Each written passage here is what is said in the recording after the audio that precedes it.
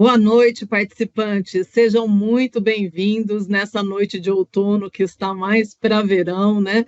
Para a gente conversar um pouquinho sobre os investimentos do Metros, sobre avaliação de cenários, né? Estamos aqui com a equipe do Metros, que vai trazer os resultados dos investimentos, e temos um convidado especial para conversar um pouquinho com a gente sobre economia, sobre como está funcionando esse momento econômico do Brasil e do mundo. Hoje a gente traz aqui como convidado o Matheus Rachu, que é da Itaú, né, trabalha na Itaú Asset, ele que é formado em Ciências Econômicas pela Unifesp, mestre pelo INSPER, um profissional respeitado no mercado, vai compartilhar um pouquinho do conhecimento dele conosco. Matheus, muito bem-vindo, boa noite.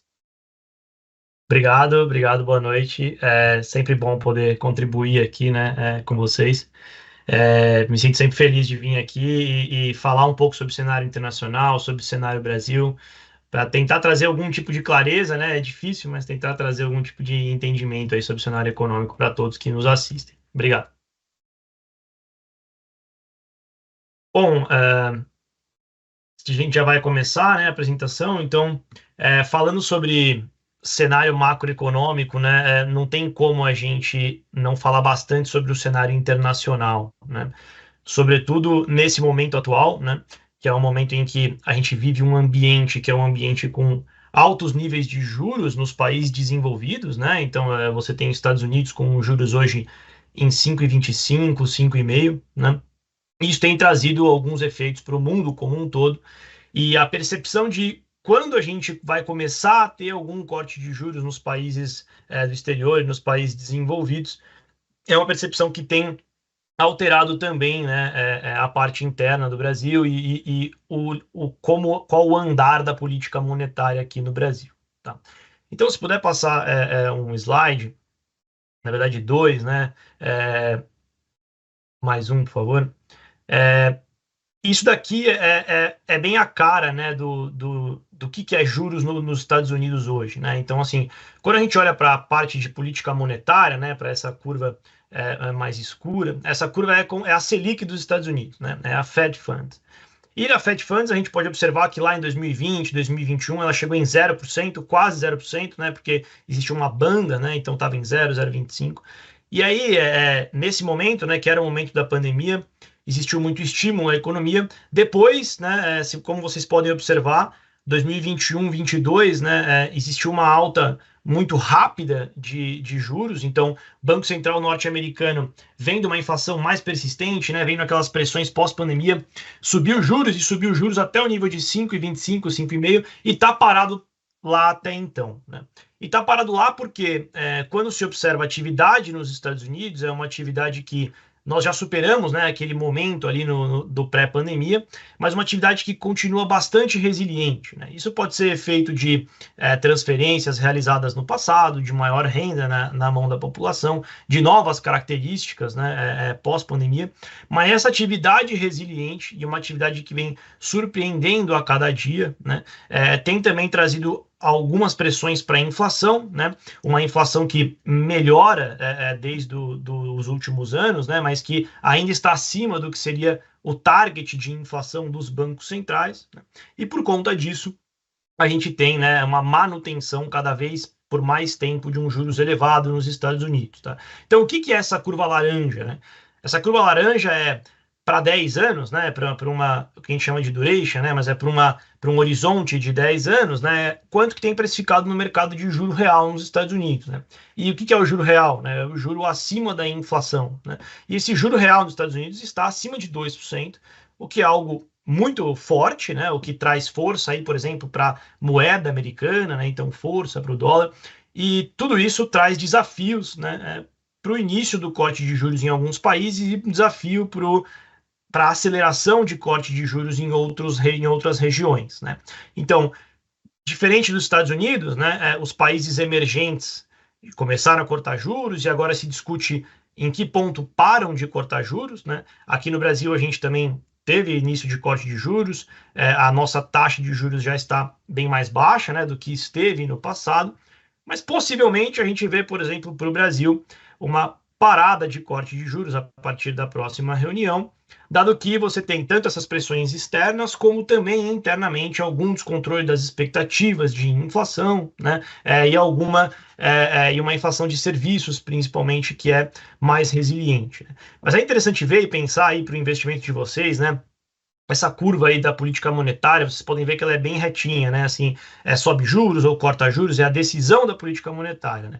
No próximo slide, existem as curvas de mercado, né, para os Estados Unidos, né? Então, curva para os juros daqui 2 anos e curva para os juros daqui 10 anos nos Estados Unidos, laranja para 2 anos, a outra para 10 anos, num horizonte maior, né? O horizonte desde 2022 até aqui, e num horizonte de junho de 23 até aqui, né? E olha como isso tem volatilidade, né? Então, essas curvas mostraram, né, se vocês olharem para o final do ano passado, né, uma melhora, né, então ali em novembro, dezembro de 2023, uma volta, né, à precificação de juros nos Estados Unidos, o momento em que o mercado estava mais risk-on, que a gente fala, né, mais acreditando que poderia começar um ciclo de corte de juros nos Estados Unidos já no início desse ano, né? E que com isso poderiam vir cortes mais agressivos em outras regiões do mundo, maior estímulo para o mundo como um todo. Mas a surpresa, tanto no mercado de trabalho quanto na atividade econômica dos Estados Unidos, adiou esses cortes, né? E aí essa curva aí de janeiro para cá voltou a subir, né? Então, no próximo slide, isso fica bem claro, né? Que isso daí é o quê, né? Isso daqui é no mercado a quantidade de cortes precificados para os Estados Unidos, né? Então, quantos cortes de 0,25 existia precificado na curva pelo mercado, né, nos Estados Unidos. E a gente vê que no final do ano passado isso bate em 6, 7 cortes, né? Então é um ciclo de corte de juros imaginado no início desse ano para esse ano como um todo. Hoje a gente tem só 1 ou 2 cortes, então nos Estados Unidos que possivelmente começa a cortar juros em novembro ou em dezembro, tá? E esse cortar juros em novembro ou dezembro tem a ver com a atividade, tem a ver com a inflação, né? Então, no próximo slide, por exemplo, a gente tem os principais dados para desemprego nos Estados Unidos, né?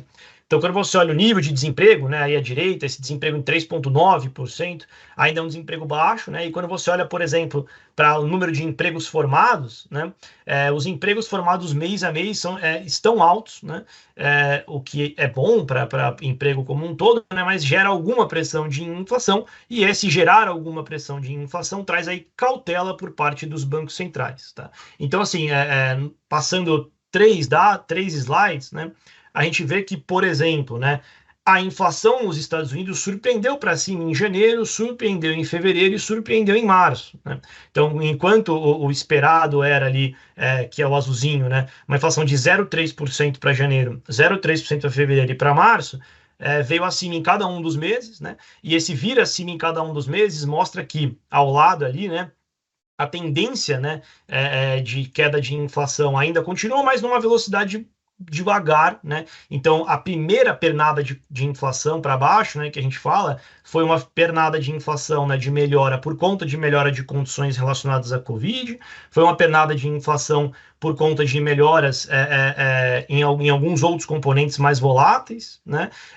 Mas isso tem um limite, né? E a próxima melhora, né, a segunda pernada de melhora, tem alguns desafios aí para frente. Tá? Então, por exemplo, né, qual que é um dos desafios? No próximo slide, a gente vê que o ambiente atual, que é um ambiente, por exemplo, né, com conflitos geopolíticos, é um ambiente que traz ainda mais cautela, né?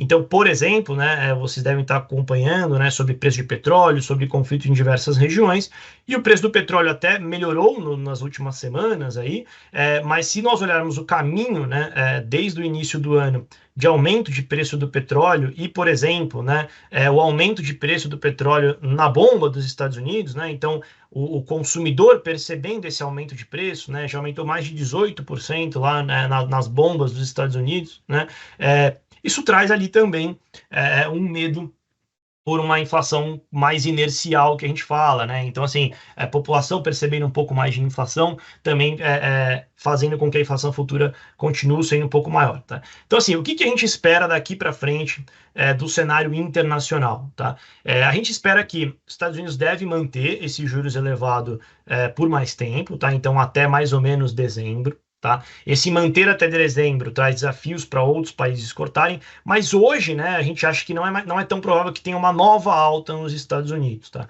Últimos dados fortes de atividade econômica indicaram que alguns agentes da economia achavam que poderia ter mais uma alta de juros nos Estados Unidos. Tá? À luz dos dados de hoje, a gente acha que não é mais para mais uma alta, né, mas é para adiar o início de corte. Tá? E aí um outro vento que eu queria trazer para vocês refletirem, né, sobre o cenário internacional é relacionado à China, né? Então, se a gente passar 3 slides aí, a gente consegue observar mais um slide, por favor. Mais um, desculpa.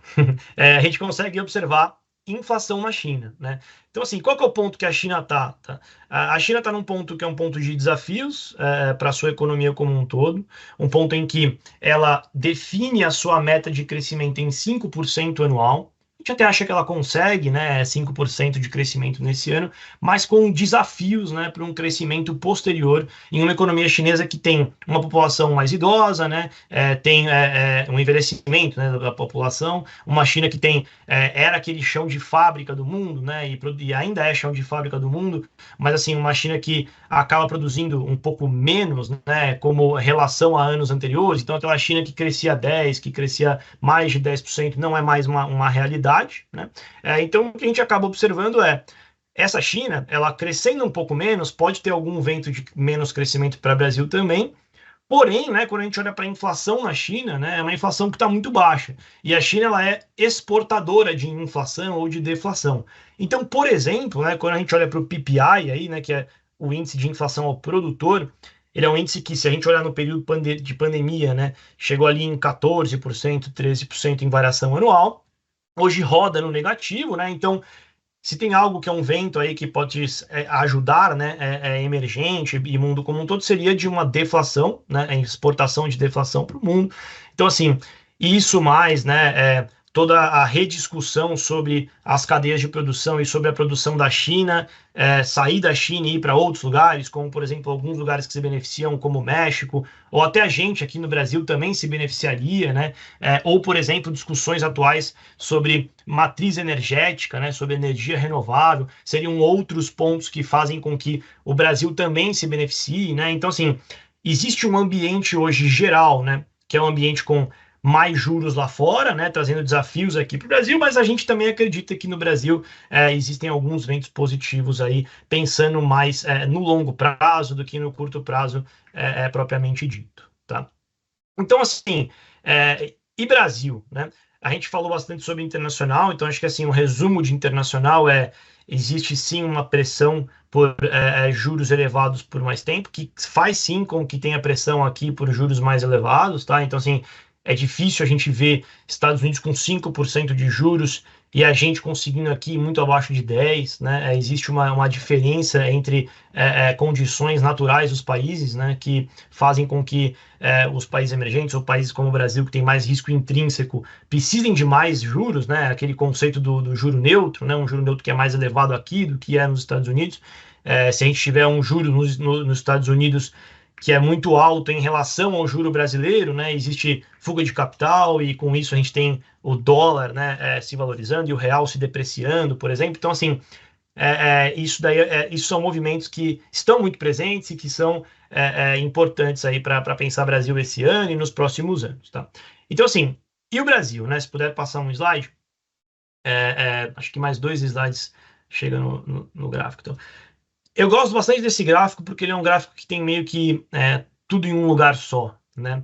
Então, o que é isso, tá? Isso daqui é a inflação em laranja, então a inflação efetiva, né? A inflação IPCA, que é o índice usado como meta pelo Banco Central do Brasil. Então, lá nos Estados Unidos, né, é observado o núcleo da inflação como meta, né? Então, a inflação retirando alguns itens mais voláteis, né? Então, retirando alimento, retirando energia. Aqui no Brasil, a meta de inflação é o índice cheio, tá? Mas é importante, né, observar o núcleo, né? no fim, né, aonde o Banco Central age é na inflação de serviços, né, que está ali no lucro, né? Então, o Banco Central subindo juros, né, ele afeta mais, né, poder de compra da população como um todo, no sentido de afetar a disponibilidade para consumir, e aí você acaba afetando a inflação de serviços, do que, por exemplo, afetar a inflação de alimentos, né, ou de combustíveis, que tem a ver com efeitos gerais globais e tudo mais, né? Mas qual que é o caminho, né? No pandemia, a gente trouxe os juros para níveis bem baixos, né? A gente chegou a 2% de nível de juros no Brasil. Depois, esse nível caminhou, né, para algo mais elevado, tá? E chegando até ficou um pouco como que fala, a escala está um pouco diferente nesse gráfico aí. O 2% não está ali no nosso nível de juros baixo, né? É mais alguma coisa de formatação do slide, mas a gente chegou a 2%, depois subiu a taxa de juros com tudo ali, né? Dá para ver. Subiu de uma forma que foi adequada, né? No sentido que, se vocês olharem para a inflação também subiu de forma muito rápida, né? E aí, semelhante ao mundo, né? A gente teve uma primeira pernada de inflação melhor, agora a segunda pernada é mais difícil. Tá? É uma inflação que está mais forte na parte de serviços ainda, tá? Uns serviços que deve rodar com mais ou menos uns 5% de inflação até o final desse ano, final do ano que vem. E aí o nosso Banco Central começa a cortar juros, recentemente desacelerou, né? E passou a cortar 0,25 em vez de 0,50, né? Agora a gente está em 10,50% de juros. E a grande discussão agora para frente é se no Brasil a gente vai ter novos cortes de juros ou se a gente parou por aí, tá? É uma discussão que tem diversos lados, né? É uma análise difícil, né? O que a gente entende olhando para as nossas projeções aqui, né? A gente vê uma atividade econômica como ainda forte, né? A gente tem 2,4% de crescimento para o PIB desse ano. Então, uma atividade que tem sido forte, com um desemprego que tem sido baixo, tá? E existem aqui alguns riscos de inflação para frente, né? Quando a gente olha principalmente serviços e quando a gente olha principalmente as expectativas, tá? Então, se você passar alguns, acho que 2 ou 3 slides, mais um slide, por favor. Isso aqui são Obrigado. Isso aqui são as expectativas de inflação para 2024 e para 2025. Tá? Então aqui é o que os agentes do mercado, né, o que o Focus, que é o boletim em que resume, né, as perspectivas dos agentes do mercado, estão dizendo como mediana, né, do que vão ser as próximas inflações. Tá? Então assim, 2024, a gente tem ali, né, 2024 e 2025, na virada desse ano, uma grande alta, né, de inflação como um todo, depois alguma melhora. Mas o mais importante é a gente observar, né, que essa inflação, como projetada, não tem melhorado no sentido de ir em sentido à meta, né? Então, a meta é aquele pontilhado ali de 3%. Então, se a gente observar a dinâmica da inflação, né, e aí aqui agora, né, mais importante 2025 do que 2024, pensando que o Banco Central, o que ele agir hoje, né, vai afetar mais 2025 do que vai afetar 2024, né? A gente vê que, ao invés dessa linha laranja, que é a linha de 2025, caminhar no sentido do 3%, que é a meta para ser cumprida pelo Banco Central, ela vem indo para cima e vem aumentando, né? Então, o que isso quer dizer, né? Seja por conta do risco internacional, né, por Estados Unidos mantendo juros mais elevados por mais tempo, que afeta câmbio, seja por conta da parte interna, como o Banco Central coloca, né, riscos relacionados à inflação de serviços ainda pressionada, riscos relacionados à parte fiscal ainda pressionada, e o que eleva um pouquinho o prêmio de risco para o Brasil, tá? Então, assim, qual que é a moral da história, né? Então, se a gente passar um slide, né? Esse daqui é a nossa projeção de PIB versus o que a média do mercado tem, tá? Então, em laranja a gente tem uma projeção de 2,4% de PIB, né? E aí o mercado tem 2,1% mais ou menos, tá? Na tabela vocês podem ver a evolução do PIB trimestre a trimestre, né? Então a gente consegue observar que, por exemplo, o consumo das famílias, né? No último trimestre até veio um pouco mais baixo, né? Menos 0,2, mas tem a ver com algumas coisas relacionadas a esse trimestre, a sazonalidade. Mas foi um caminho, né, de crescimento forte, um caminho também, por exemplo, no agronegócio de crescimento forte, tá? E também com gastos do governo ali, né, crescendo ali ao longo de todos os trimestres, tá? Então, assim, para trazer para vocês um resumo, assim, né? Se puder passar mais alguns slides, mais uns 4 slides. Mas isso. Aqui a gente traz para vocês o que é a percepção do mercado através de, por exemplo, né, a cotação do dólar em relação a diversas outras moedas, né? Então, quando a gente olha, né, para a volatilidade recente, né, e para a cotação de diversas moedas de países emergentes, hoje a gente está, né, no acumulado do ano, e a gente é o vermelhinho aí, como uma das piores moedas, né, então dos piores comportamentos de moeda. Isso aqui traz para a gente, né, em tempo real, né, qual que é a percepção geral, né, do mercado sobre, né, dos preços de mercado sobre a economia. Então, assim, a gente vê que a gente só perde, né, para o peso argentino, para a lira turca, para a moeda da Tailândia e do sul da Coreia. Então, assim, hoje a gente tem aqui, né, isso não tem contribuído muito para um possível corte mais exacerbado ou para que a taxa Selic chegue num nível muito mais baixo, tá? Então, assim, no próximo slide tem um pouco do qual que é o caminho precificado, né, pelo mercado financeiro de juros. Então, mercado financeiro, né, precifica aí uma parada ali de corte de juros, talvez mais uma parada ali de corte de juros. Então a decisão está entre, né, se a gente vai ter mais um corte de 0,25 ou não vai ter nenhum corte, tá? A gente está mais no campo de que não vai ter nenhum corte, tá? A mudança de cabeça do Banco Central, ela foi ali antecipada, né, pelo Roberto Campos numa reunião do FMI, né? Então a gente antes da diminuição do ritmo de cortes de juros, né, a gente já tinha isso em mente, tá? O que acontece aqui para frente, né, dado as condições macroeconômicas, a gente acha que tem desafios aí para a continuidade do ciclo de corte de juros para o Brasil, tá? Então, assim, passando 2 slides, né, a gente tem nosso resumo de projeções, tá? Então, resumindo tudo que a gente falou, né, qual que é o nosso cenário aí para os nossos próximos 2 anos, tá? É um cenário de atividade econômica ainda forte, tá? Então, 2,4 de PIB para esse ano, 2,1 para o ano que vem, que é forte, mas não é nada tão forte, tá? Pensando num potencial, não é muito acima do que seria o potencial, tá? Quando a gente pensa no IPCA, na inflação IPCA, uma inflação de 3,8 para esse ano e 4 para o ano que vem, então podem ver que é uma inflação ainda resiliente ao redor dos 4%, né? E sem desacelerar muito, né? Então aqui que tem o desafio, né? Acho que não é um desafio só do nível da inflação, né? O que importa é o caminho da inflação, né? Se essa inflação está caminhando em direção à meta, a nossa meta que é 3%, e a gente acha, né, que em linha com aquela expectativa de inflação, né, uma inflação que continua alta e com revisões para cima aí para 2025, tá? Quando a gente olha para a taxa Selic, a gente tem 10,5 para esse ano e 9,5 para o ano que vem, tem aí um viés de alta aí para essa taxa para o ano que vem, né? Mas podem ver que existem desafios, né, para a gente chegar numa taxa de juros muito abaixo de 2 dígitos. Tá? Então, assim, a gente ainda deve conviver com uma taxa em 2 dígitos ou mais por um certo tempo aqui no Brasil. Tá?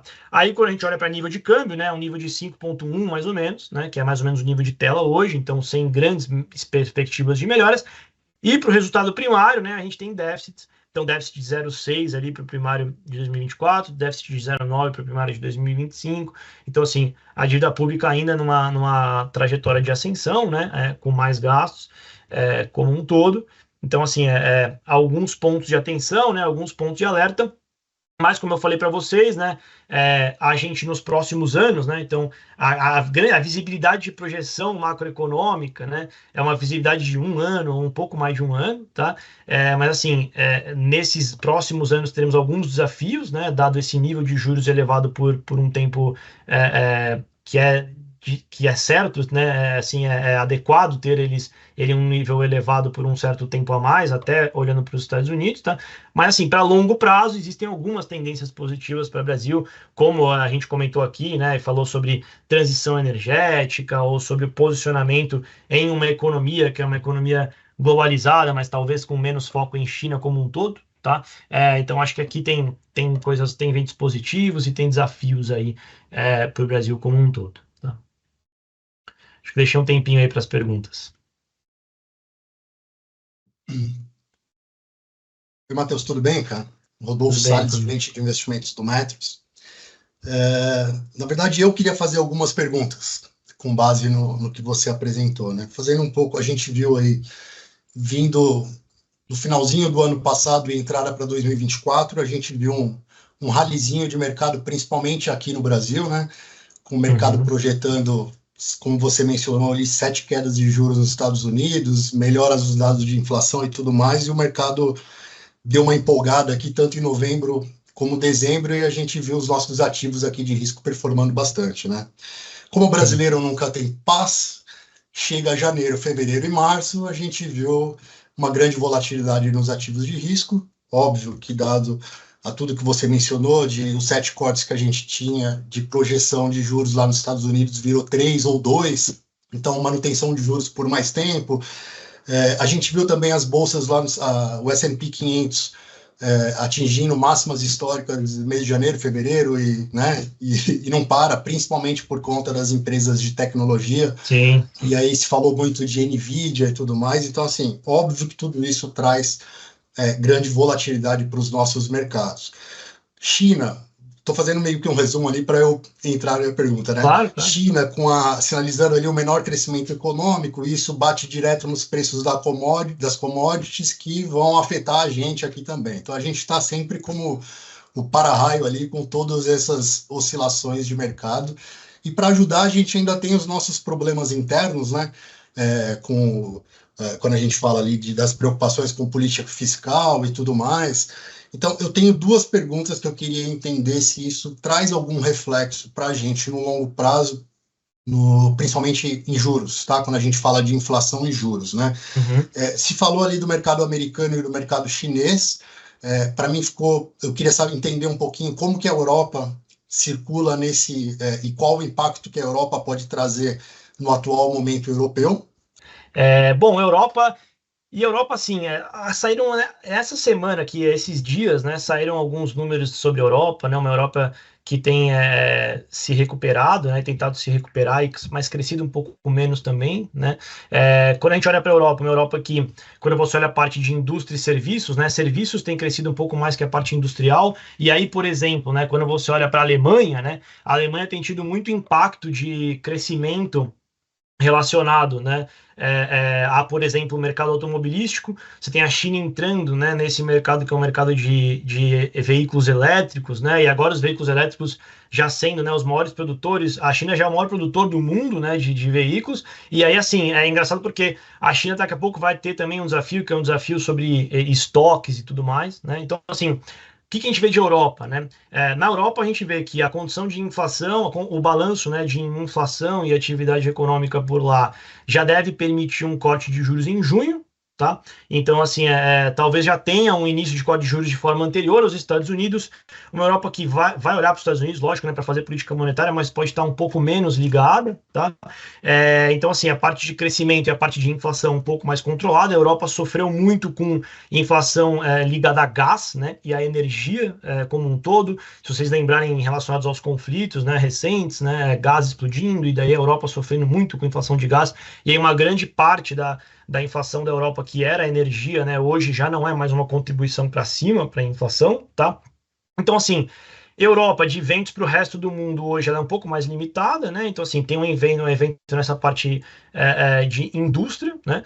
Mas é uma Europa que a Europa tem seus desafios intrínsecos, né? A Europa, ela tem uma população muito mais velha, né? A Europa, ela tem mais idosa, ela tem uma população que um PIB potencial mais baixo, até por conta disso, tá? Então, existem diversos desafios para a Europa, e eu acho que o grande próximo desafio, e que está acontecendo, né, é esse desafio da briga da indústria, né, principalmente da indústria automobilística, se você pensar na Alemanha, né, e também, né, se você pensar nas últimas notícias, tem até notícias da Europa querendo colocar tarifas sobre os veículos elétricos da China, né, e daí a China também quer pôr tarifa na Europa, então tem meio que uma guerra por tarifas aí específicas de um setor específico, tá? E aí, falando sobre o Brasil, acho que, assim, quando a gente mostra o dólar ali, né, mostra toda a incerteza do momento, né, então, assim, existe uma incerteza maior no momento, né, o que faz parte sempre quando tem uma discussão sobre final ou não de ciclo, né, de política monetária, de ciclo de corte de juros, existe essa volatilidade e incerteza para os próximos passos, tá? A gente aqui acredita que deve ser manutenção para a próxima reunião, mas que essa incerteza deve estar presente aí para 24, para 25. Cabe a gente aqui, né, como analista de fundo de investimento, né, tentar identificar para onde vão as tendências, né, e aí fazer posicionamentos para os nossos fundos ou não, tá? Por enquanto, a gente vê que a indústria como um todo está um pouco mais leve, mais cuidadosa em fazer posições, pensando, né, que a volatilidade vai ser elevada aí, e está sendo elevada por contas internacionais e locais. Ele está perguntando mais especificamente do GPM. Não sei se você acompanha o GPM ou não. Ele pergunta o seguinte: por que o GPM ainda não está negativo? Ele deve estar preocupado assim, com o contrato de aluguel, hein? Sim. Se a gente observar, por exemplo, inflação, que foi a inflação do pós-pandemia, né, que você vê IGPM explodindo, né, IGPM vai ter muito relação com câmbio, né, e vai ter muito relação com preço ao produtor, tá? Então, assim, o efeito cambial, ele bate mais forte no IGPM do que bate no IPCA também, tá? Então, são coisas que devem ser levadas em consideração. Então, assim, existem alguns efeitos vindo por esses lados, por exemplo, que impactam esses diferentes índices como um todo, tá? Até quando o IGPM estava tão alto, teve um monte de contrato que não foi mais corrigido por IGPM, né? Então, a gente viu até uma diferença de indexação e tal. Mas IGPM é mais ligado a produtor e mais ligado e com um efeito maior de câmbio, por exemplo, dentro dele. Legal. Matheus, agradeço a sua participação. Obrigado. É a segunda vez que você traz o cenário econômico para a gente. A última reunião foi uma reunião presencial lá no metrô, e agora a gente quis trazer para uma live aberta para ampliar aí para um número maior de participantes, tá, cara? Obrigado pela participação de verdade, e a gente se vê numa próxima. Obrigado a vocês, super parceiros. Valeu. Valeu, tchau. Um abraço. Tchau, tchau. Bom, pessoal, boa noite. Boa noite a todos. Dando sequência à nossa apresentação de hoje. Hoje foi um pouco diferente. A gente trouxe, na primeira parte, a apresentação do Matheus Rachu, economista da Itaú Asset, para falar um pouquinho do cenário macroeconômico. E, como de praxe, a cada 3 meses eu falo um pouquinho da rentabilidade acumulada dos planos de previdência do trimestre, né? Então, eu vou mostrar para vocês agora a rentabilidade de janeiro até março do plano 1, do plano 2 e do plano família também, tá? Bom, passando a apresentação. Bom, aqui eu vou dar só uma pincelada mesmo dos principais acontecimentos no primeiro trimestre. O Matheus entrou bastante no detalhe em cada um desses pontos. Então, a gente viu ali ele falando de fortes dados econômicos nos Estados Unidos, principalmente voltados para a inflação e queda de juros. Adiamento da previsão no início de corte de juros por lá, como o Matheus disse, no final do ano passado o mercado esperava 7 cortes ao longo de 2024, e agora já se precifica aí 2 ou 3 cortes no máximo, e isso trouxe um impacto também em volatilidade aqui nos nossos mercados, tá? Intensificação das tensões geopolíticas no Oriente Médio, apreciação das commodities do dólar, principalmente commodities por conta de China, ruídos políticos e preocupação com o cenário fiscal brasileiro, e a expectativa de juros mais altos por mais tempo e uma Selic para o final desse ano um pouco mais elevada. Bom, passando para o próximo slide. Agora eu vou entrar um pouquinho do plano 1. Então, só para trazer aquele retrospecto do plano 1, o plano 1 é composto por 4.092 participantes, sendo que 77% da população já são de aposentados. Então, 3.127 aposentados contra 965 pessoas na ativa, tá? O patrimônio gerido do plano 1 é 1.600 bilhões de reais. Isso aqui é dados de final de março. Bom, passando para o próximo slide. Bom, aqui eu trago sempre um pouquinho o paralelo da composição de carteira do plano 1 do primeiro trimestre de 2023, comparando com o primeiro trimestre de 2024. O plano 1 ele é um plano já maduro, tá? Ele é um plano, como eu mencionei, com 77% da população já ativa, e é um plano que já atingiu o pico de patrimônio. Daqui para frente, a gente mais paga benefícios do que entra recursos para a gestão.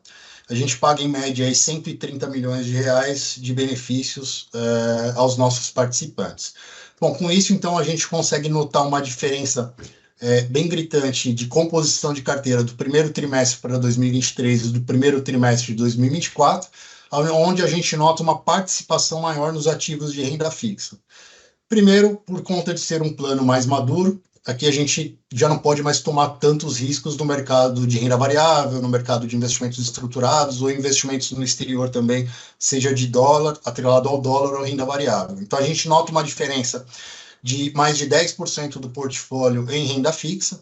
Então, quando eu falo renda fixa aqui, são títulos do governo, sejam títulos soberanos atrelados ao CDI, como também as nossas NTNBs, que são títulos atrelados à inflação.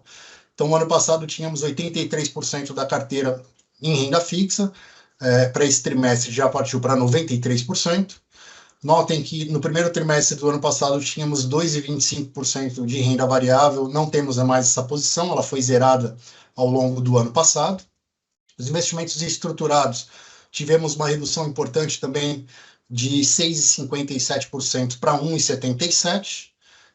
Aqui é principalmente dos fundos multimercados, então a gente também diminui o risco em multimercado. E os investimentos no exterior, no ano passado tínhamos 3,48% do patrimônio em investimentos, principalmente nos Estados Unidos, investimentos que, além de ter a variação cambial, eles estavam no mercado tanto de renda fixa como no mercado de renda variável lá nos Estados Unidos. Essa posição foi zerada também.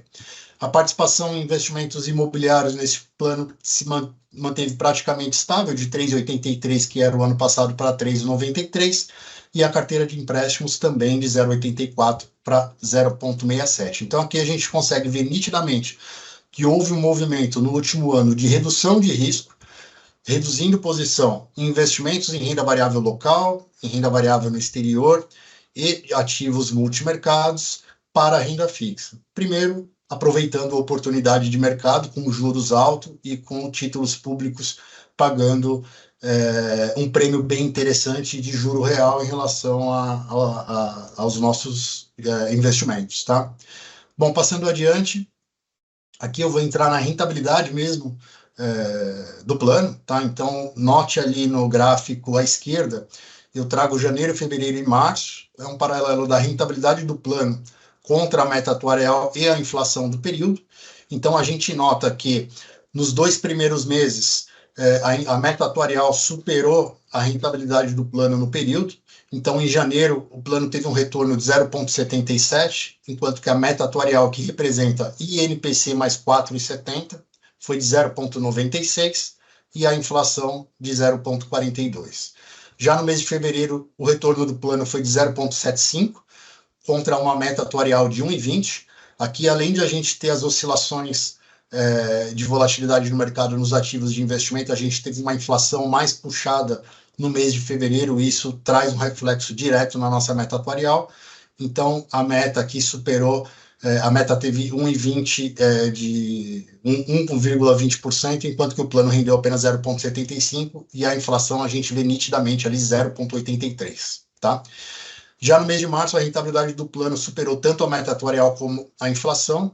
Então, o plano rendeu 0,75, 0,57 e 0,16, respectivamente.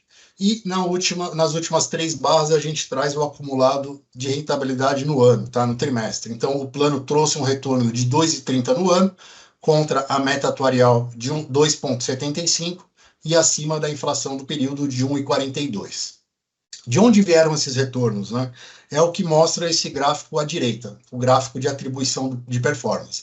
Então, nesse gráfico, a gente consegue notar que apenas a carteira de empréstimos dentro do período do primeiro trimestre superou a meta atuarial do período de 2,75, trazendo um retorno de 4,49% no período.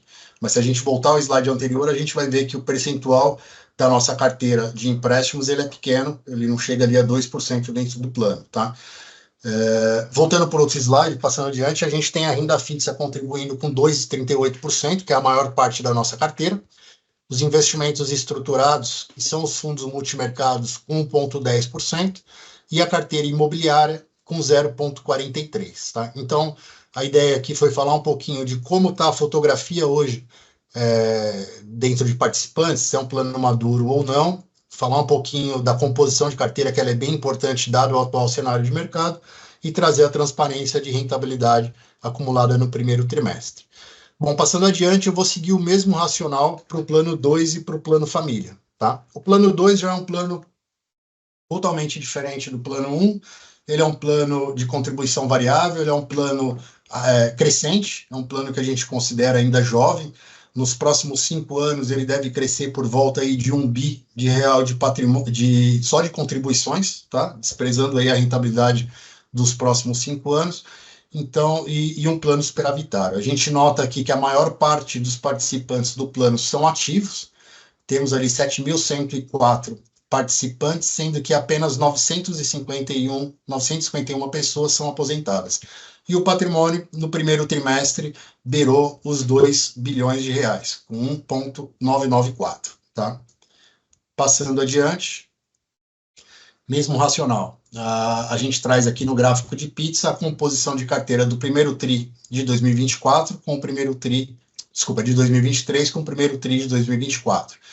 Conseguimos notar também, comparando um gráfico com outro, que tivemos um aumento na renda fixa, óbvio, dado ao cenário de mercado de juros altos, temos ativos mais interessantes em termos de retorno, de rentabilidade com risco menor. Então, aumentamos a nossa posição de renda fixa de 76,5% para 78,5%. Em renda variável, tivemos uma redução de 8,26% para 5,27%, então diminuímos risco na renda variável. Investimentos estruturados no plano 2 contempla não só fundos de investimentos em participações, mas também fundos multimercados, com uma parcela aí de 7,68 no primeiro TRI para 8,88 no segundo TRI. Investimentos no exterior, a posição ficou praticamente idêntica ao ano passado, de 3,53 para 3,44. Investimentos imobiliários e empréstimos, a proporção também muito parecida com o que era no primeiro trimestre. Então, o que a gente nota aqui nitidamente foi uma redução também de risco, principalmente na renda variável, e alocação nos ativos de risco, principalmente em NTNBs. Tá? Bom, passando para o próximo slide. Mesmo racional, a gente traz aqui à esquerda rentabilidade do plano, mês a mês. Então, no mês de janeiro, o plano teve um retorno de 0,33. Notem que a inflação em janeiro foi bem puxada também, de 0,42, acima da rentabilidade do plano, e a meta atuarial de 0,90. No mês de fevereiro, tivemos uma inflação mais alta ainda, quase que o dobro da inflação do mês de janeiro. Então, a gente consegue ver que a inflação foi de 0,83, enquanto o retorno do plano de 0,79, abaixo da meta atuarial. A meta atuarial é sempre a inflação mais o juro real. Tá? O mês de março já inverteu um pouco. Como no plano 1, tivemos um retorno superior tanto à meta atuarial quanto à inflação no período. O plano trouxe um retorno 0,72, à frente da meta atuarial de 0,52 e a inflação de 0,16. Já no trimestre, o plano está um acumulado positivo de 1,85, aquém da meta atuarial de 2,58 e acima da inflação do período de 1,42. Aqui a história já é um pouco diferente, A gente viu no slide anterior que a diversificação do plano 2 ela é muito maior, então temos uma diversificação maior de ativos, dado a característica do plano, comparando com o plano 1. Então a gente teve a renda fixa contribuindo com 2,08 de retorno no período. A renda variável local, quando a gente fala de renda variável, é o Ibovespa, vamos pensar no Ibovespa, nas ações aqui no mercado no Brasil, tá? No acumulado no primeiro trimestre foi negativo, de 3,63. Já os investimentos no exterior, que a gente tem uma parcela atrelada a dólar e a outra parcela atrelada aos ativos no exterior, trouxeram um ganho bem importante para o plano, de 7,13. Investimentos estruturados, que são fundos de investimentos multimercados e FIP, com 0,86, imobiliários 0,95 e a carteira de empréstimos 4,03.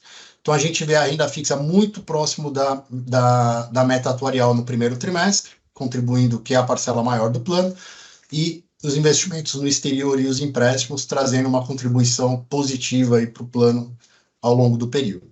Tá? No caso aqui do plano 2, a meta atuarial ela é INPC mais 4, quanto no plano 1 é um pouco maior, é INPC mais 4,70. Tá bom? Bom, passando adiante, aqui a gente vai falar um pouquinho dos perfis de investimento, tá? Então, só lembrando, o plano 2 dá a opção do participante escolher o perfil do investimento. São 4 perfis: perfil ultraconservador, perfil conservador, moderado e arrojado.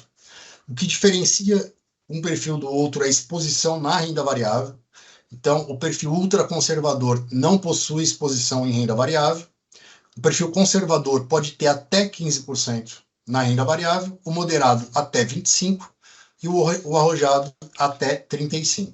Então, a gente consegue ver a rentabilidade mês a mês e acumulada no período para cada um dos perfis. Eu vou direto para a rentabilidade acumulada no período, tá? Então, a gente teve o ultraconservador com um retorno de 2,26%. Novamente, o ultraconservador não tem renda variável. Já o perfil conservador, 1,99 positivo. Por ser conservador, hoje tem um percentual de renda variável de 4,08.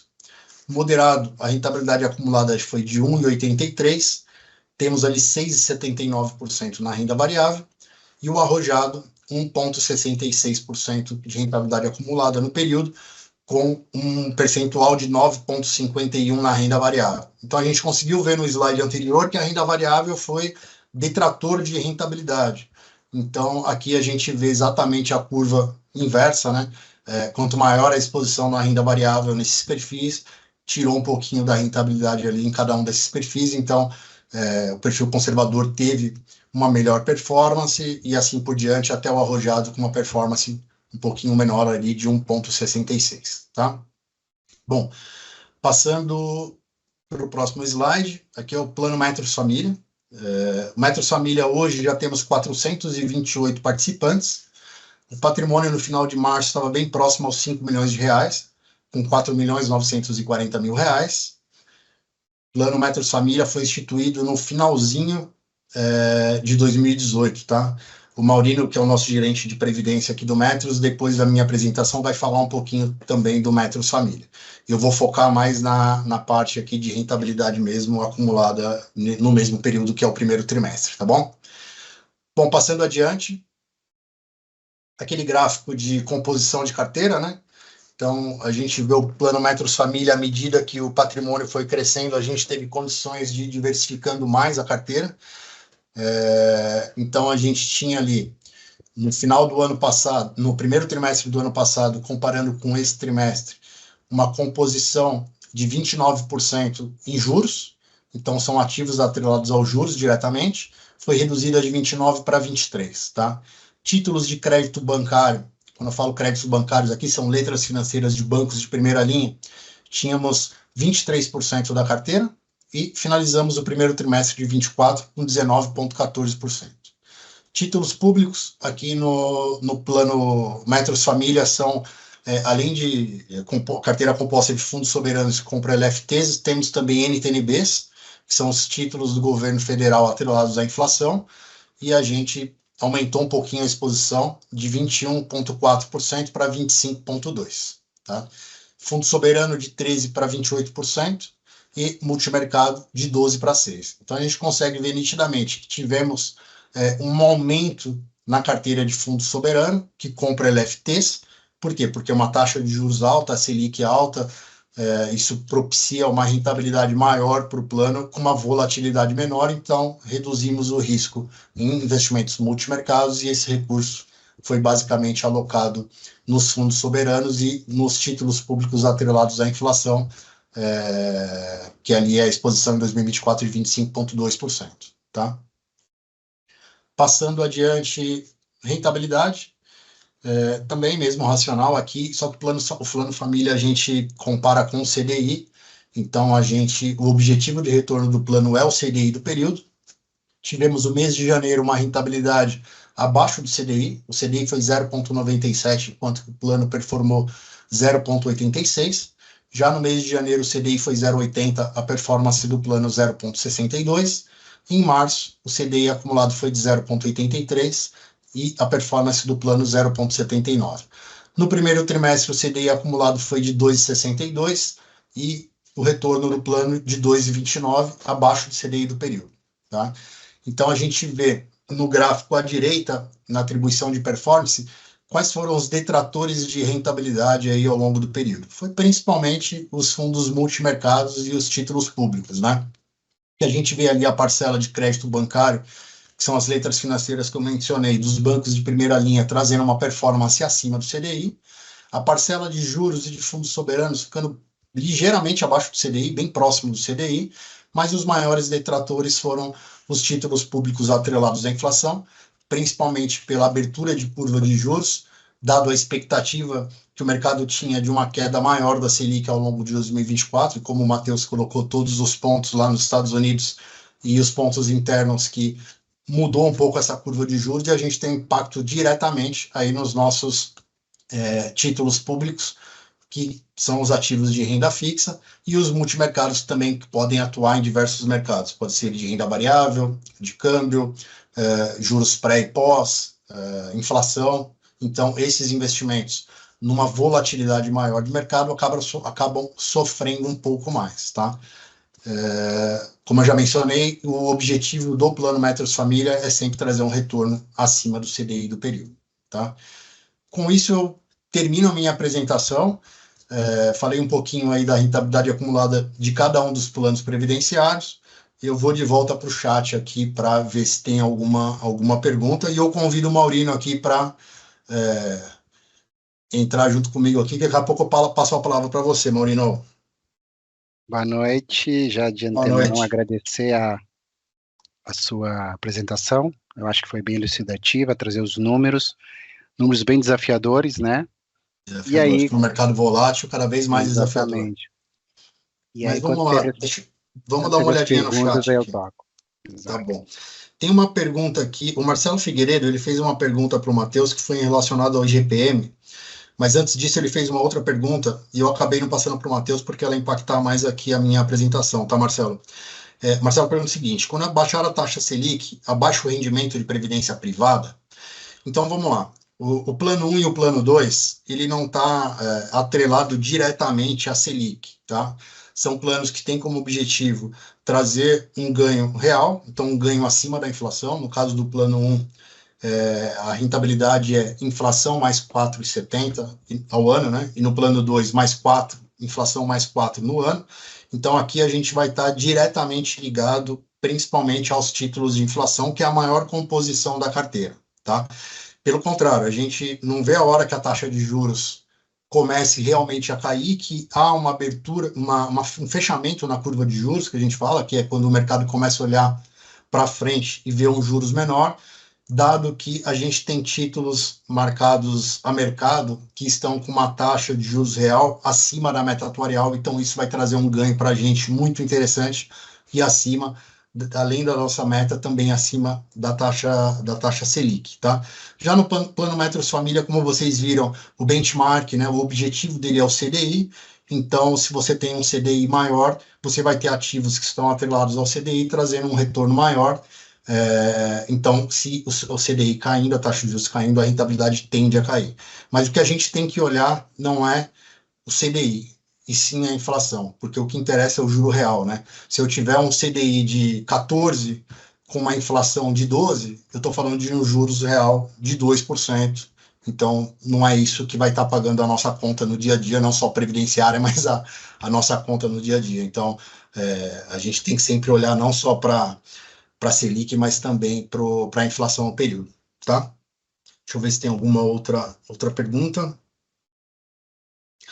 Bom, o Douglas Wiesel aqui faz assim: com esse cenário exposto, mudou alguma coisa de alocação em previdência? Já mostrei na minha apresentação, ao longo dos últimos anos a gente foi reduzindo exposição em risco, principalmente na renda variável, e fazendo alocação na renda fixa, porque tínhamos muito prêmio na renda fixa, com retorno acima das metas atuariais. Então sim, esse movimento já foi feito.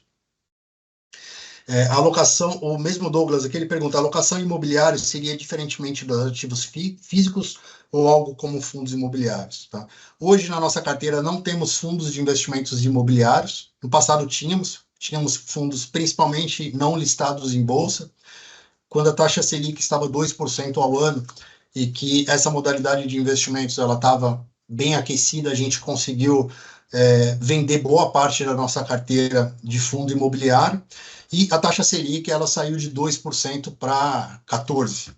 Com isso, os investimentos imobiliários deixaram de ser interessantes e tínhamos ativos no mercado, como principalmente os títulos públicos atrelados à inflação, mais atrativos, com menor risco para a gente alocar as nossas, nos nossos portfólios. Tá? Então, hoje, a exposição que temos imobiliária dentro dos nossos portfólios são apenas as participações físicas, tá? Que é o empreendimento Panambi, que está alocado no plano 1, a participação no shopping Metrô Boulevard Tatuapé, que também está no plano 1, e a participação que temos no shopping Metrô Itaquera, no plano 2, tá bom?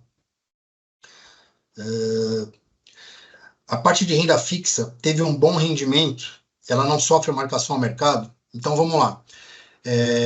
No plano 1, a legislação dos fundos de pensão, ela permite que compramos títulos públicos desde quando esses títulos públicos têm um vencimento maior do que 5 anos, e a gente marcar esses títulos na curva. O que é marcar na curva?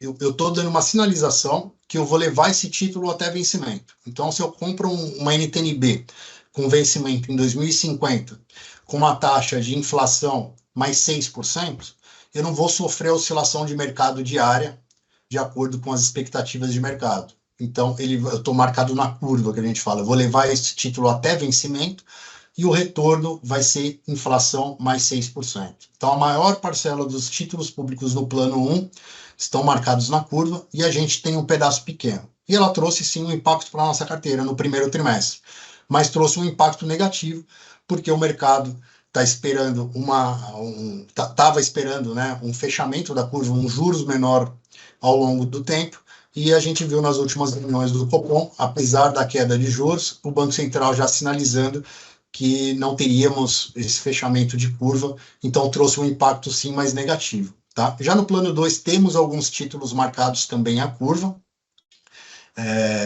A legislação hoje não permite a marcação desses títulos na curva, então o que temos é legado do passado antes da atual legislação, e a maior parte são títulos atrelados ao mercado, e a mesma coisa, a gente está esperando o fechamento de curva de juros, quando isso acontecer a gente vai obter um ganho muito interessante. Então, assim, o nosso papel aqui é comprar títulos e comprar ativos que trazem um retorno muito próximo da meta atuarial. Então, a gente imunizar o nosso passivo, né? Quando a gente diz passivo, são as obrigações que a gente tem com os participantes de pagar a aposentadoria no longo prazo, e o ativo seria os nossos investimentos, tá?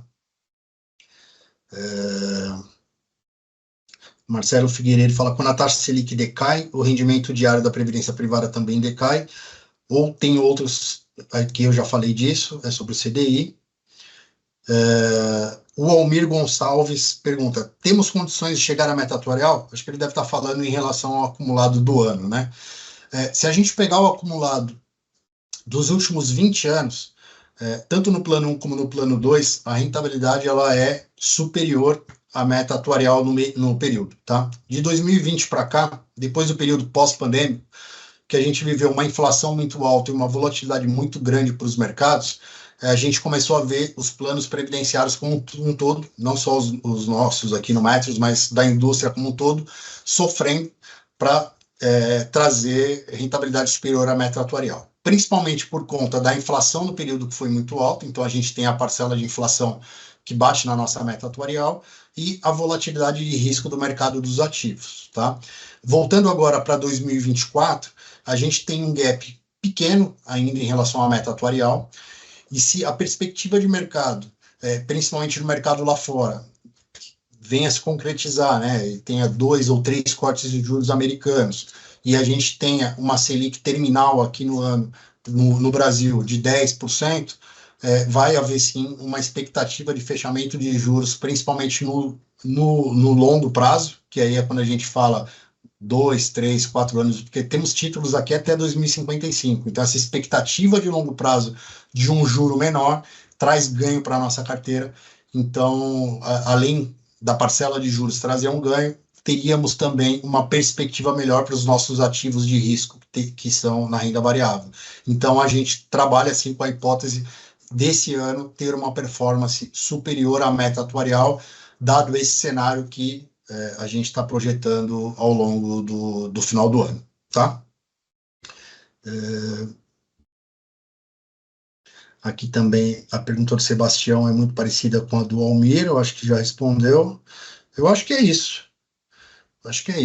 A gente passou um pouquinho do nosso tempo, a gente estava esperando 1 hora, né, de live. Maurino, passo a palavra para você. Agradeço a todos a participação. Daqui 3 meses a gente volta aqui para falar um pouquinho mais. Espero trazer números melhores. O mês de abril foi um mês bem complicado. Já vou adiantando, dando um spoiler aqui. Foi um mês complicado para o mercado como um todo. Mas o mês de maio já temos uma recuperação, principalmente por conta dos ativos de risco, tá? Então, a gente espero daqui 3 meses trazer uma notícia bem melhor para todo mundo e que consigamos chegar a uma rentabilidade muito mais próxima e diminuir esse gap aí da rentabilidade dos planos com a meta atuarial. Maurino, fala um pouquinho para a gente do plano Metros Família, das características do plano, aí é com você agora. Obrigado. Tá ótimo. Obrigado, Rodolfo. Bom, num cenário desafiador que a gente está vendo, que o pessoal e os especialistas em investimentos já trouxeram para a gente, eu, enquanto participante, enquanto ser humano, enquanto pessoa física que pensa no futuro, eu tenho que ter uma postura previdente, assim como eu acho que todos nós que já temos plano de previdência, todos nós que pretendemos ter ou já cogitamos em algum momento formar um tipo de poupança, a nossa postura sempre tem que ser previdente. E é isso que eu queria trazer hoje para vocês. Eu vou pedir para compartilhar a tela do site do Metros, que é falar um pouquinho do nosso plano Metros Família. O Rodolfo já trouxe a quantidade de participantes, hoje temos mais de 400 participantes no plano.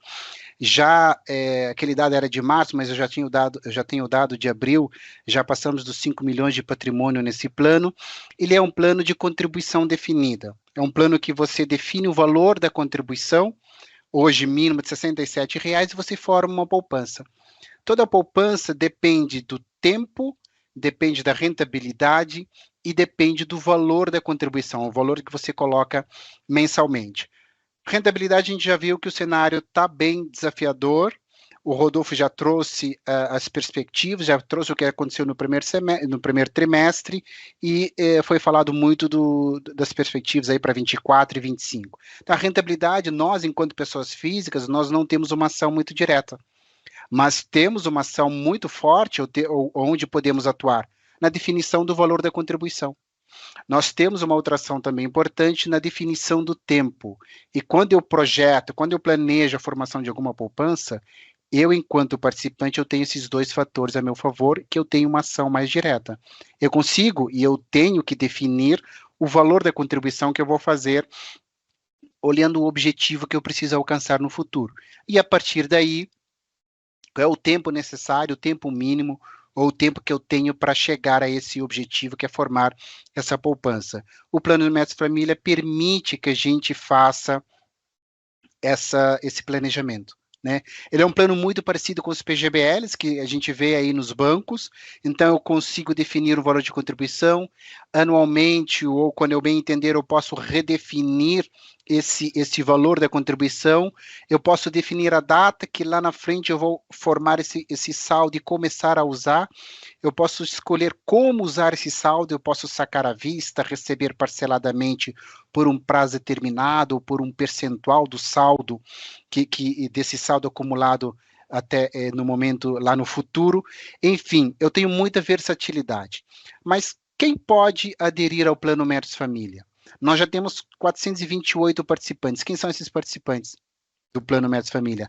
São metroviários, que já são nossos participantes, seja do plano 1, seja do plano 2. São seus familiares desses metroviários, que são nossos participantes, filho, esposa, irmãos, pais, tios, ou seja, toda a família pode ter o plano Metros Família. Então, é importante você que já está no plano 1 ou já está no plano 2, já está pensando ou ainda tem um tempo para se aposentar, contar para a sua família qual é a experiência de ter um plano de previdência, os benefícios de ter um plano de previdência, sem pensar ainda naquele benefício maior que você vai ter, que é ter uma renda adicional na aposentadoria. Então, o primeiro benefício que você tem é dedução do imposto de renda, né? Quanto mais você fizer num plano de previdência privada, quanto mais você contribuir num plano de previdência privada, menos imposto você paga, né? Nós estamos no momento de prestação de contas para o leão, né? Todo mundo está fazendo sua declaração de imposto de renda, e aqueles que não maximizaram suas contribuições em 2023 estão vendo o quanto de imposto vão ter que pagar ou quanto de imposto deixaram de restituir. Então, o Plano Médios Família veio também para ajudar nisso. Você pode fazer um Plano Médios Família, todas as contribuições que você fizer nele, você poderá deduzir o imposto de renda aí. Infelizmente não, agora só o ano que vem, não infelizmente, mas só o ano que vem. Para esse ano não dá mais, porque se tinha que ter feito em 2023. Para fazer adesão ao Plano Médios Família, você precisa primeiro ter um vínculo com a gente chama de instituidores. Quem são os instituidores do Plano Médios Família? O próprio Metros, e o próprio Metros por quê? O Metros é uma entidade de previdência privada, administra o Plano 1, Plano 2 e o próprio Médios Família, e todos os participantes, sejam eles ativos ou aposentados, já têm uma relação, já têm um vínculo com o Metros. Eles, por esta relação, podem aderir ao Plano Médios Família. Mas por que um participante nosso, né, já sou do Plano 1, já sou do Plano 2, por que eu faria adesão ao Plano Médios Família?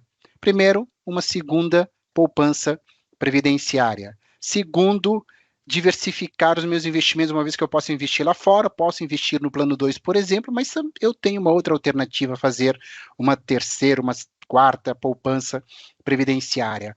Objetivos diferentes para poupanças, para saldos diferentes. Normalmente, o participante que é do Plano 1, do Plano 2, ele olha, ele enxerga a poupança que ele tem nesses planos olhando a aposentadoria. O Plano 2, o Plano Família serve para isso também, mas não somente para isso. Você pode realizar outros objetivos, outros sonhos, formando uma poupança adicional pelo Médios Família. Alcançar aquele sonho que, de repente, você não consegue alcançar com o Plano 1, Plano 2, porque ele está atrelado ao seu vínculo empregatício. Eu quero realizar um sonho antes de sair ainda do metrô, mas eu preciso de poupança, eu preciso de dinheiro, então você pode ter um Plano Médios Família para isso. Sonhos que não tem nada a ver com a aposentadoria. Sei lá, fazer uma viagem especial que você está planejando daqui a uns 5, 10 anos, começa a formar a poupança a partir de agora. Você vai ganhar em rentabilidade e ganhar em tempo, e lá na frente você vai ter a poupança que você deseja. Ao longo desse período que você está formando essa poupança, toda essa contribuição você vai deduzir no imposto de renda até o limite dos 12% da sua renda anual bruta, que ainda, né, a gente está discutindo muito isso, ainda é um percentual baixo, mas é o que tem, então vamos utilizar o máximo que a gente pode, chegar no máximo do seu, a gente chama de incentivo fiscal, maximizar minhas contribuições para pagar o menos imposto de renda possível. Outro instituidor é o próprio sindicato dos trabalhadores dos metroviários, né, sindicato dos metroviários. Todo aquele que é afiliado ao sindicato pode aderir ao Plano Médios Família. Nós temos aí a MESP, Associação dos Engenheiros e Arquitetos do Metrô. Também todos os seus filiados podem fazer adesão ao Plano Médios Família, definindo um valor mínimo de contribuição. Lá na frente, você vai colher os frutos por formar uma poupança. E o nosso primeiro instituidor é o Grêmio. O Grêmio é uma associação que surgiu dentro mesmo do metrô, formado pelos operadores de trem, mas que hoje recebe e pode receber filiados, não somente de metroviários, mas também de todas as empresas ligadas à Secretaria de Transportes do Estado de São Paulo. Então, é uma gama muito vasta, né, de empresas que podem se filiar ao Grêmio, e os seus funcionários, seus afiliados podem aderir ao Grêmio e ter acesso ao Plano Médios Família.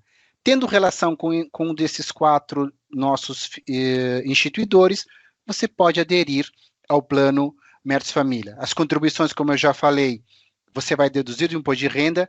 A adesão é muito simples. No próprio site do Médios, nós temos um formulário digital, um formulário de pré-adesão no próprio site. Você entra algumas informações, preenche o seu cadastro, define o valor da sua contribuição, define o tempo estimado que você pretende, ou a idade que você pretende começar a usar esse recurso, e daí para frente só monitorar, só definir as contribuições e recalibrar as contribuições. De repente, você começou com um projeto, ao longo do tempo você redefinir seu projeto, isso necessita de você olhar sua contribuição. Eu estou fazendo a contribuição adequada para atingir meu objetivo, sim ou não, e você tem a oportunidade de adequar, redefinir as contribuições ao longo do tempo. Quer ter uma ideia de como, de qual é o saldo que eu vou ter no futuro, isso vai me atender ou não, qual é a contribuição necessária para atingir o saldo projetado? Nós temos o simulador. É um simulador bem simples, onde você entra com o valor da contribuição, o tempo necessário que você precisa para formar essa poupança e projeta o saldo. O resultado vai te dizer o saldo é ou não adequado. E aí você calibra sempre as contribuições, no início, no meio e no fim. A gente sempre fala que plano de previdência precisa de acompanhamento, precisa de monitoramento, principalmente pelo próprio participante, né? Porque é ele que vai usufruir desse benefício no futuro.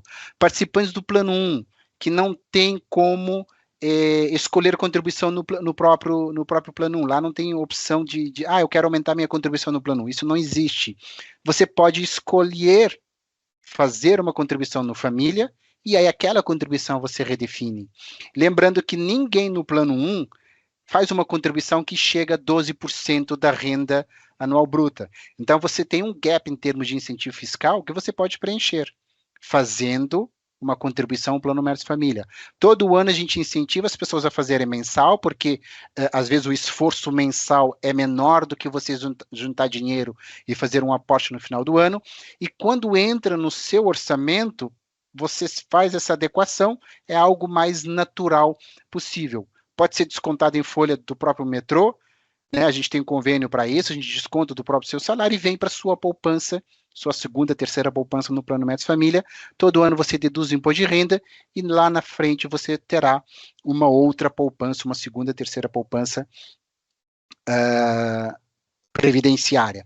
Participantes do Plano 2 podem também perfeitamente adequar suas contribuições no Plano 2, mas também fazer uma contribuição para a família, além, obviamente, de trazer toda a família para fazer poupança, porque você, seu cônjuge, terão uma segunda previdência, uma segunda aposentadoria no futuro. O instrumento está aqui, né? Pode ser pelo Médici Família, para os seus familiares. Seu filho que acabou de nascer, forma poupança para lá na frente ele ou você ter recursos para pagar a faculdade dele, para ele fazer um intercâmbio.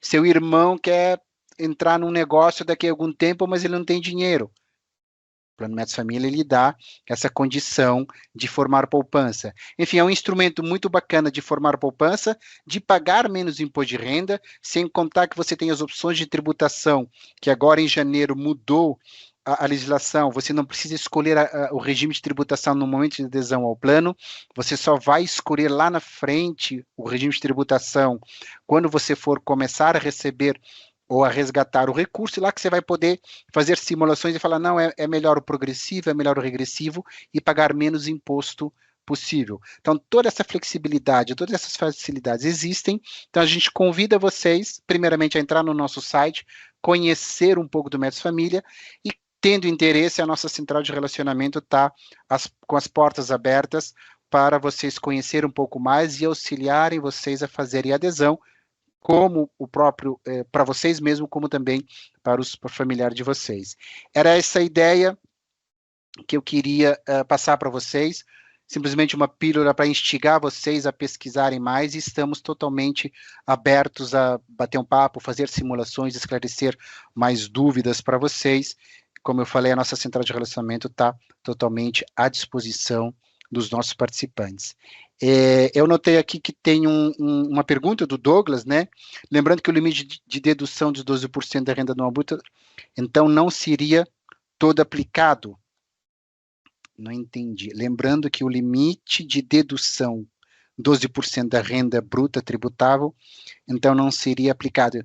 Sim, se você aplicar, ou se você tiver uma contribuição até o limite de 12% da sua renda anual bruta, você vai deduzi-la todinha na sua declaração. Se você fizer um valor de contribuição que supera os 12%, na declaração de imposto de renda eles vão limitar a 12%. Mas, por outro lado, você terá feito uma contribuição maior e aumentado ainda mais sua poupança previdenciária. Outra pergunta, essa mudança de regime de tributação vale para quem tem previdência antes da alteração? Sim. Para quem tinha a previdência antes dessa alteração, vale porque se ele optou lá atrás pelo regime regressivo, ele tem a opção de rever a sua opção. Essa definição que ele tomou lá atrás. Eu escolhi regressivo, eu escolhi progressivo, que era obrigado lá atrás. Hoje, essa abertura que a lei deu foi o seguinte: você que já fez opção, até o momento de você começar a receber seu benefício, você pode alterar. Mas aí, uma vez alterado, agora é definitivo. Então, é o momento de você refazer as contas, entender qual que é o regime mais adequado para você e escolher. Então, deixa para fazer essa opção, não agora que você não vai sair do plano, ou que você não vai iniciar o recebimento. Deixa para fazer isso lá no limite. Lá quando você sair do metrô, quando você vier aqui ao Médios requerer seu benefício, a gente faz uma simulação e fala, olha, de acordo com o seu histórico, sempre vai olhar para trás, né? Sempre vai olhar para aquilo que aconteceu, o tempo que você tem no plano. Por isso o regime regressivo, quanto mais tempo você permanecer no plano, melhor, porque a tendência é que você pague menos imposto quanto mais tempo você ficar no plano. Mas aí a gente consegue simular para vocês.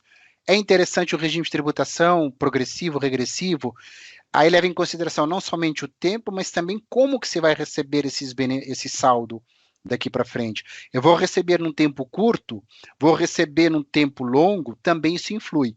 Obviamente, quanto mais tempo você ficar no plano, para trás melhor, mas também, quanto mais tempo você passar recebendo o seu benefício, a tendência é que você comece numa alíquota de imposto de renda baixa e permaneça nessa alíquota. E a gente consegue fazer esse tipo de simulação. Mas primeira coisa é entrar no plano. O plano de família está aí para isso. Entra quanto antes, porque você ganha tempo para formar poupança, tempo também para pagar menos imposto de renda no futuro. E aí, está na mão de cada um de nós tomarmos novamente a melhor decisão para o nosso futuro.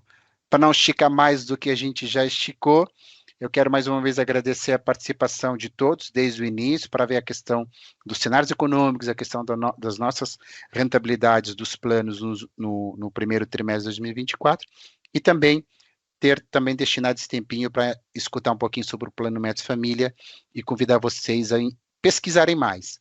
Para quem tem PGBL, a gente está aberto para receber as portabilidades, então pesquisa lá a rentabilidade do seu PGBL, pesquisa as condições de taxa de carregamento que você paga lá.